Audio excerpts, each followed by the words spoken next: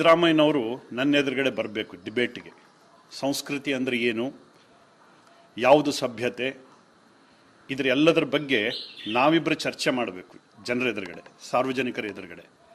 ಅದು ಜನ ಪ್ರತ್ಯಕ್ಷವಾಗಿ ನೋಡಬೇಕು. ಎಲ್ಲೋ ಕುತ್ಕೊಂಡು ಅಥವಾ ಎಲ್ಲೋ ಸಭೆಗಳಲ್ಲಿ ಕೊಡೋದಲ್ಲ, ನನ್ನ ಎದುರುಗಡೆ ಬರಬೇಕು ಸಿದ್ದರಾಮಯ್ಯನವರು. ಸಂಸ್ಕೃತಿ ಬಗ್ಗೆ ಮಾತಾಡ್ತಾರೆ, ಸಭ್ಯತೆ ಬಗ್ಗೆ ಮಾತಾಡ್ತಾರೆ. ನಮ್ಮ ಪ್ರಧಾನಮಂತ್ರಿಗಳ ಬಗ್ಗೆ, ನರೇಂದ್ರ ಮೋದಿಯವ್ರ ಬಗ್ಗೆ, ಅಮಿತ್ ಶಾ ಬಗ್ಗೆ, ಯಡಿಯೂರಪ್ಪನವ್ರ ಬಗ್ಗೆ, ಹಿಂದುತ್ವದ ಬಗ್ಗೆ, ದೇವಸ್ಥಾನಗಳ ಬಗ್ಗೆ ಅಸಭ್ಯವಾಗಿ ನಡ್ಕೊಂಡಿರ್ತಕ್ಕಂಥವ್ರು ಮೊದಲು ಯಾರು? ನಾವೇನು ನಡ್ಕೊಂಡಿದ್ವಾ? ನಮ್ಮ ಬಗ್ಗೆ ಅಷ್ಟೊಂದು ಕೀಳಾಗಿ ಹೇಳ್ತಕ್ಕಂಥ ಅವಶ್ಯಕತೆ ಏನಿತ್ತು?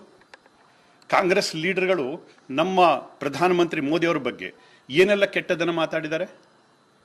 ಬಹುತೇಕ ಯಾವ ಸಂಸ್ಕೃತಿ ಸಭ್ಯತೆಯ ಎಲ್ಲೆಯನ್ನು ಮೀರಿ ಮಾತಾಡಿದ್ದಾರೆ. ಹೇಳಬೇಕಾ ಯಾರು ಅಂತ? ಯಾರ್ಯಾರು ಏನು ಹೇಳಿದ್ದಾರೆ ಅಂತ ಹೇಳಬೇಕಾ?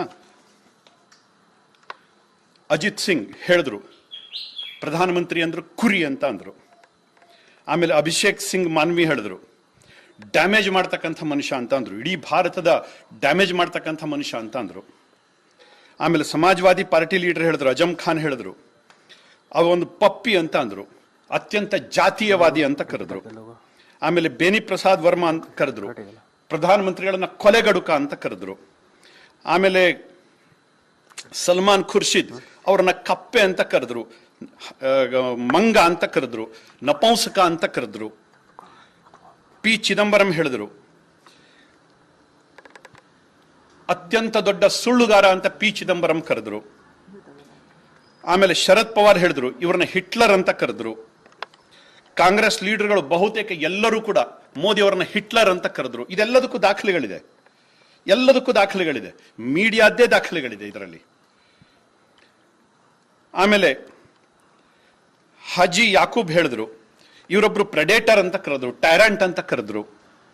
ಆಮೇಲೆ ಕರ್ನಾಟಕ ಚೀಫ್ ಮಿನಿಸ್ಟರ್ ಸಿದ್ದರಾಮಯ್ಯ ಕರೆದ್ರು, ಮಾಸ್ ಮರ್ಡರರ್ ಅಂತ ಕರೆದ್ರು. ಇವರಿಗೆ ಏಕವಚನದಲ್ಲಿ, ಎಲ್ಲರೂ ಏಕವಚನದಲ್ಲೇ ಮಾತಾಡಿದ್ದಾರೆ.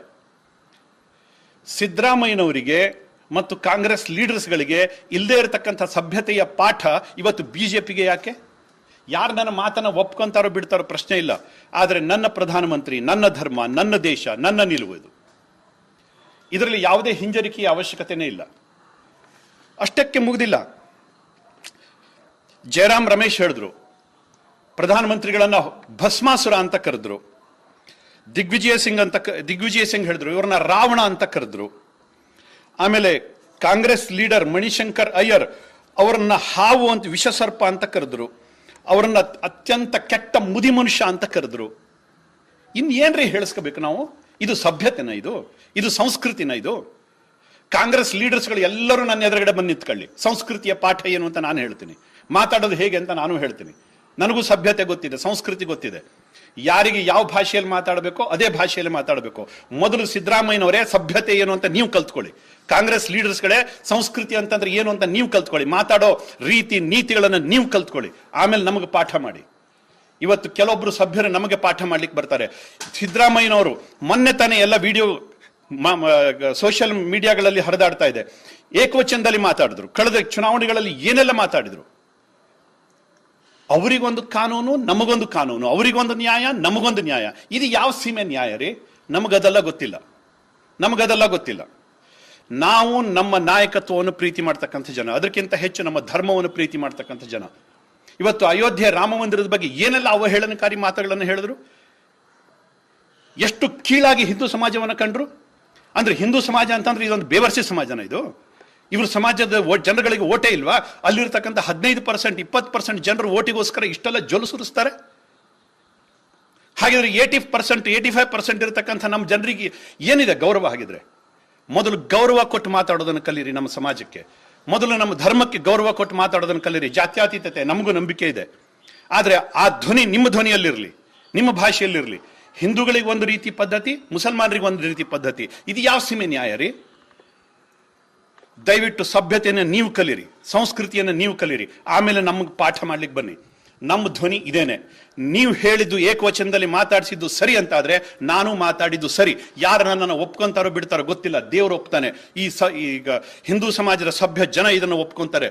ಸೋಷಿಯಲ್ ಮೀಡಿಯಾದಲ್ಲಿ ನೋಡ್ಲಿ, ಇವತ್ತು ಚರ್ಚೆ ಮಾಡ್ಲಿ, ಯಾರು ಏನೇನು ಹೇಳ್ತಾ ಇದ್ದಾರೆ ಅನ್ನುವಂಥದ್ದನ್ನು ಕೇಳಲಿ. ಸಿದ್ದರಾಮಯ್ಯನವರೇ, ಖಂಡಿತವಾಗಿ ಹೇಳ್ತೀನಿ, ಸಂಸ್ಕೃತಿ ಸಭ್ಯತೆ ಬಗ್ಗೆ ಮಾತಾಡೋದಾದ್ರೆ ನನ್ನ ಎದುರುಗಡೆ ಬರ್ರಿ. ಇಡೀ ಕರ್ನಾಟಕದ ಜನ ನೋಡ್ಲಿ, ಲೈವ್ ಆಗಲಿ, ಬನ್ನಿ ನಮ್ಮ ಎದುರುಗಡೆ. ಅದಿಲ್ಲ ಅಂತಂದ್ರೆ ಸಂಸ್ಕೃತಿ ಸಭ್ಯತೆ ಬಗ್ಗೆ ಮಾತಾಡೋದನ್ನು ಬಿಡಿ. ಯಾಕೆಂದ್ರೆ ಅದರ ಅರ್ಥನೇ ಗೊತ್ತಿಲ್ಲದೆ ಇರತಕ್ಕಂಥ ಜನ ನೀವು ಸಿದ್ದರಾಮಯ್ಯನವರೇ. ಕಾಂಗ್ರೆಸ್ ಬಗ್ಗೆ ನಾನು ಹೇಳೋದಿಲ್ಲ, ಅನೇಕ ರಾಮ್ ಭಕ್ತರು ಅಲ್ಲೂ ಇದ್ದಾರೆ. ತುಂಬಾ ಜನ ಪ್ರಾಮಾಣಿಕವಾಗಿ ಇವತ್ತು ಕೂಡ ಸೇವೆ ಸಲ್ಲಿಸ್ತಾ ಇದ್ದಾರೆ.